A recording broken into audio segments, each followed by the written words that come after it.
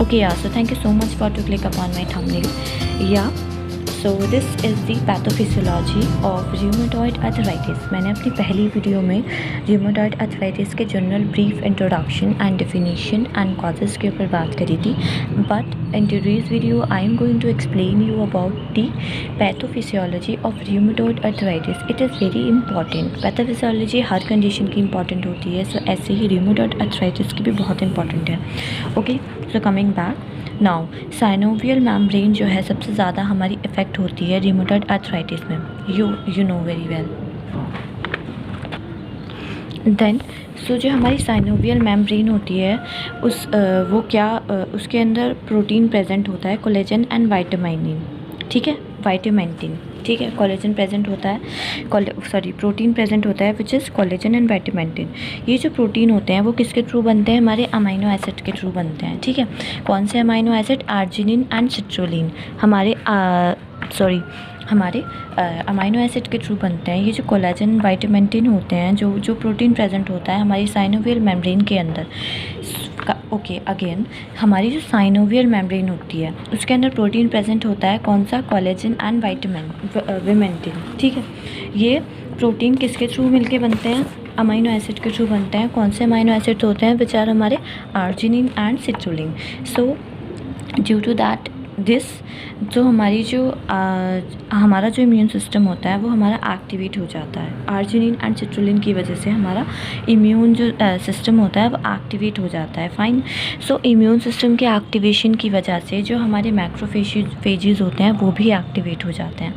Fine. जब हमारा immune system activate हुआ, मतलब हमारे जब साइनोवियल मेम्ब्रेन पे अफेक्ट आना शुरू हुआ, मतलब उस पर कुछ भी डिस्ट्रक्शन आना शुरू हुआ, तो उसकी वजह से उसके अंदर जो प्रोटीन प्रेजेंट है उस पर भी फ़र्क आना स्टार्ट हो गया, उसको भी डैमेज होना स्टार्ट हो गया.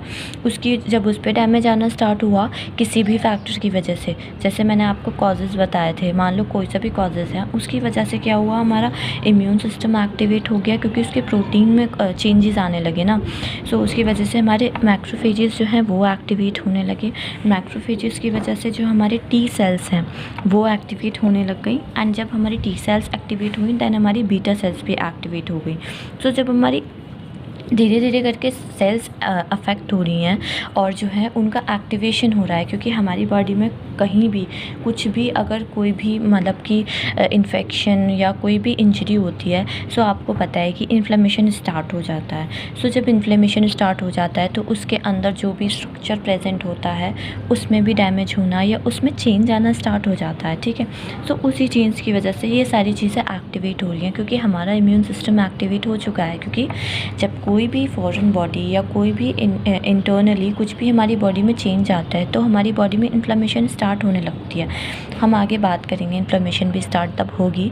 अभी ये स्टार्टिंग है, इनिशियल स्टेज पे क्या क्या चेंजेस आ रहे हैं अभी हम उस पर बात कर रहे हैं. तो जब हमारी बीटा सेल्स एक्टिवेट होंगी तो हमारा प्रोलिफरेशन स्टार्ट हो जाता है. सो प्रोलिफरेशन का मीनिंग क्या होता है? कि हमारा रैपिड मल्टीप्लिकेशन हो जाना किसी भी चीज़ का. ठीक है, प्रोलिफरेशन मतलब क्या होता है? प्रोलिफरेशन का क्या मतलब होता है? कि हमारी किसी भी चीज़ का रैपिड मल्टीप्लिकेशन स्टार्ट हो जाना. ठीक है, सो जो हमारी सेल्स होती हैं उनका कौन सी सेल्स, जो भी है टी सेल्स, बी सेल्स या जो भी सेल्स प्रेजेंट हैं हमारे मेम्ब्रेन के अंदर, प्रोटीन के अंदर, वो उनका प्रोलिफरेशन स्टार्ट होने लगता है. तो जब उनका प्रोलिफरेशन स्टार्ट होने लगता है तो वो जो सेल्स होती हैं वो किस में कन्वर्ट हो जाती हैं? प्लाज्मा सेल्स में कन्वर्ट हो जाती हैं. जब प्लाज्मा सेल्स कन्वर्ट हो जाती हैं, सो प्लाज्मा सेल्स का फंक्शन क्या होता है? प्लाज्मा सेल्स सीक्रेट करती हैं हमारी ऑटो इम्यून एंटीबॉडी सिस्टम को. ठीक है, प्लाज्मा सेल्स एक्टिवेट हो गई तो वो जो ऑटो इम्यून एंटीबॉडी सिस्टम जो होता है वो भी एक्टिवेट हो जाता है, क्योंकि उनका काम ही वही होता है. फाइन.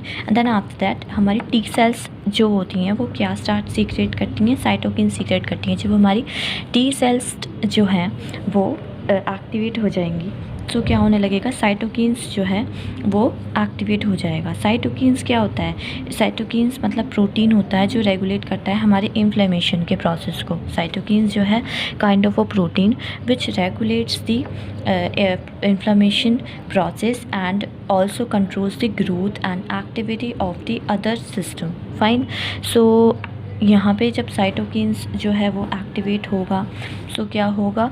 हमारी जो मैक्रोफेजेस हैं ओके हमारी जो मैक्रोफेजेस हैं वो जो हैं वो एक्टिवेट हो जाएंगी।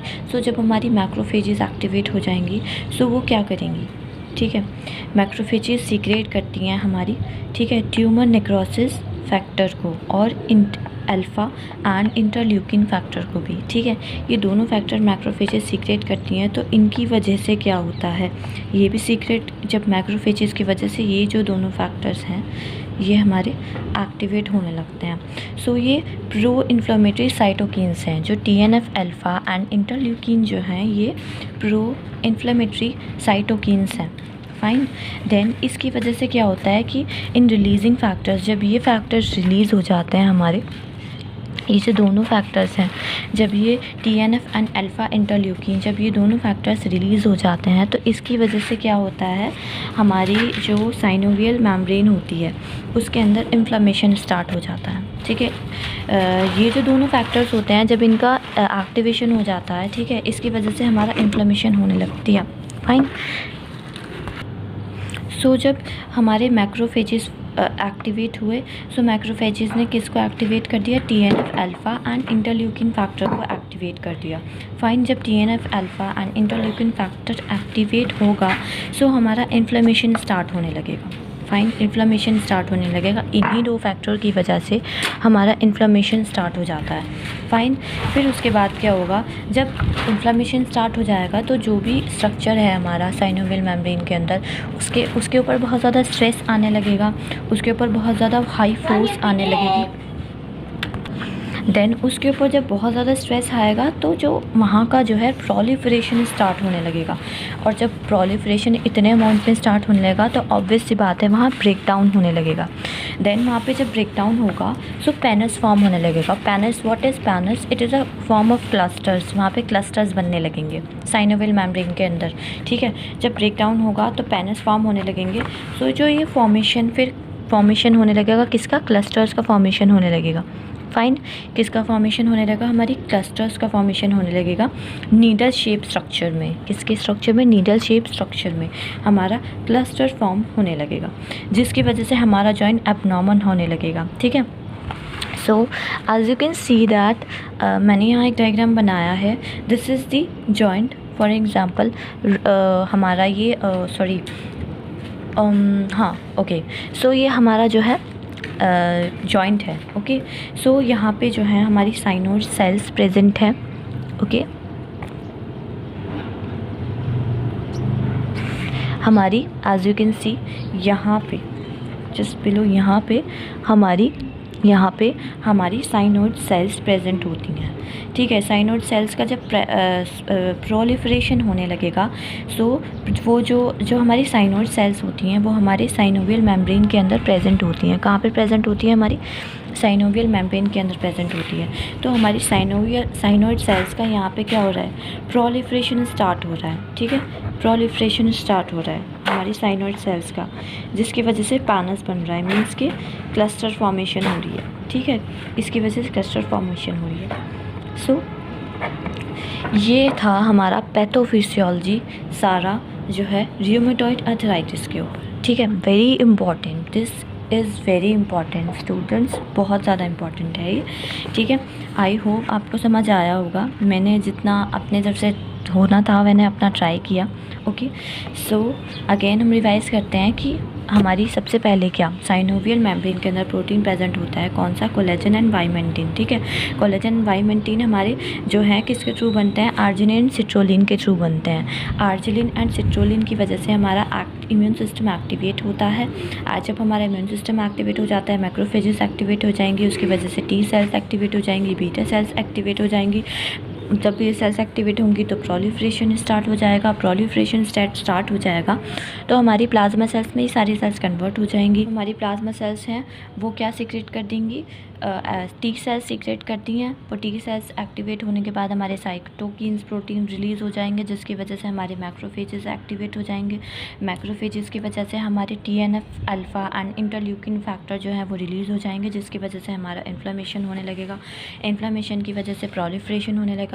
प्रोलिफरेशन की वजह से हमारा जो है ब्रेक डाउन होने लगेगा एंड प्रोलिफरेशन की वजह से हमारा जो है ब्रेक डाउन होने लगेगा और ब्रेक डाउन की वजह से पैनस फॉर्म होने लगेंगे।